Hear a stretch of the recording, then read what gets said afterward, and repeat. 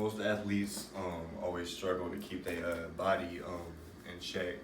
Most of them always complain that when even on game days or practice, they always struggle to get into their field or whatever sport they play. In this case, I'm talking about basketball.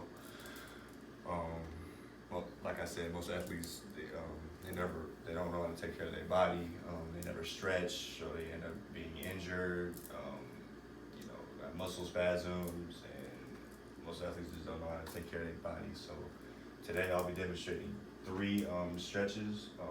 These stretches are like for particularly basketball. Like um, they target like the muscle groups that help you most for basketball.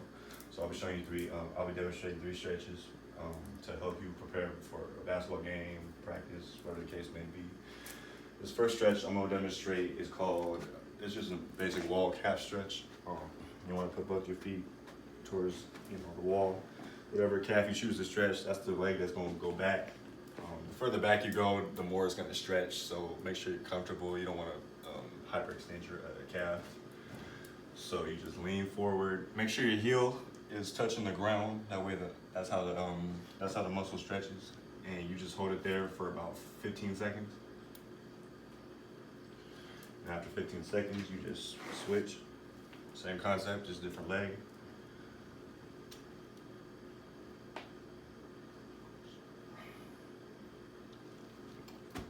So that's for that stretch. And the second stretch I'm gonna show you is, well, it's for your lower back. For basketball players, coaches teach the players when they play defense to bend more of their legs and keep their back straight. It's like I said, like it puts a lot of pressure on their back every time they bend. So you want to sit down, lay flat on your back, and you're gonna take one leg and just swing it around to the other side. But you want to make sure that you keep your back straight and try to keep it flat on the ground. That way, you're working your lower back, and you're not working up here, which you don't really need to stretch. You hold it here for about 15 to 20 seconds because you can get back spasms as you play a game, and if you don't stretch properly, you'll feel it. So you just do 15 seconds. And then you switch over and do the other side. Like I said, make sure your back try to keep your back as flat against the ground as you can, so make sure you're stretching your lower back. Just hold it here for 15 seconds.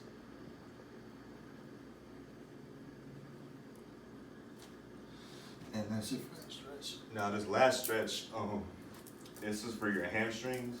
Especially basketball players, they put a lot of pressure on their legs as they play. So it's important that you stretch your hamstrings, because every time you run, you're extending your hamstrings, and the more you overwork it, you can possibly pull it. You'll be injured for 4 to 6 weeks, I believe. So you just take your leg and put it straight in the air. You want to try to reach higher up to like towards your ankle. The higher up you go, the more you're going to stretch your hamstrings. Make sure you reach high enough to where it's comfortable for you.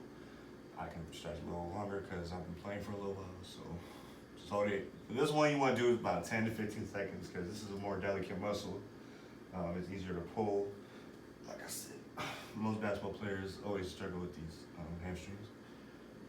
So you just hold it here. A good tip, you want to make sure you keep your knee straight.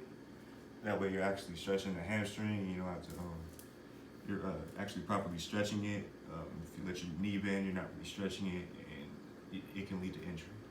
So just hold it here for about 10 to 15 seconds. And switch legs.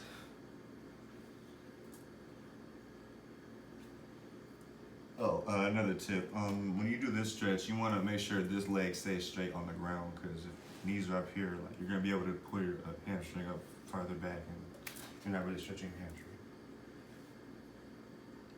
So just hold it 2 seconds. So I just demonstrated 3 basic stretches that can help you boost your performance in basketball. Just get rid of any soreness you're feeling before a game or practice. Most athletes when they learn, when they came up, as they play, the longer they play, they emphasize that stretching really helps, and they really emphasize that on especially younger, the next generation. It's something that really what's the word I'm looking for? Emphasize it on younger players. So I just showed you how to demonstrate. I just demonstrated how to stretch. Thank you.